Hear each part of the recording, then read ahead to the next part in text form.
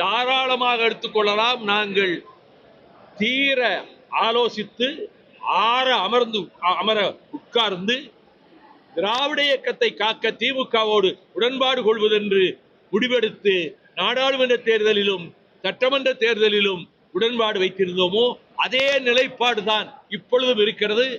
திமுக கழகத்துக்கு பக்கபலமாக ஒரு அடிஷனல் போர்ஸ் எங்கள் இயக்கத்தில் ஊருக்கு 10-20 இளைஞர்களாவது தொண்டர்கள் இருக்கிறார்கள். எங்களிடம் காசு வசதி இல்லை, விளம்பரங்கள் செய்வதற்கு எங்களிடத்திலே பணம் இல்லை.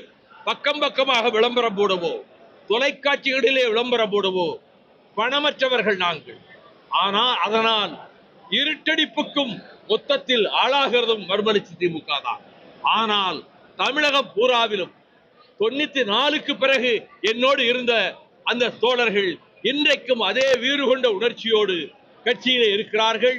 நாங்கள் இந்த திருச்சி மாநாட்டுக்கு பிறகு செய்ய போகிற சில வேலை திட்டங்களின் மூலம் மேலும் ஆதரவை நாங்கள் பெருக்கிக் கொள்வோம். ஆக மதிமுக வீழ்த்தப்பட முடியாத சக்தி, தவிர்க்கப்பட முடியாத கட்சி என்ற நிலைதான் இன்றைக்கு இருக்கிறது.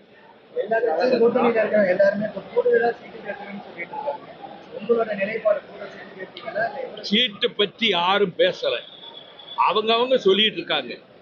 நாங்க நிறைய சீட்டு கேட்போம் அப்படின்னு எல்லாம் எங்கேயும் சொல்லல.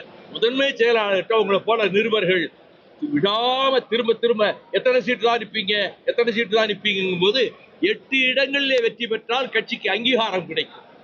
அந்த 8 இடங்களிலே போட்டியிட வேண்டுமெனில் அதை விட கொஞ்சம் கூடுதலாகத்தான் கேட்க வேண்டி வரும், 10-12 கேட்க வேண்டி வரும் என்று சொன்னதைத்தான் பெரிய செய்தியாக 12 தொகுதிகள் மதிமுக கேட்கிறது என்று நான் அந்த வார்த்தையவே எங்க உயர்நிலை குழுவிலேயோ எங்க செயற்குழுவிலேயோ பயன்படுத்தல.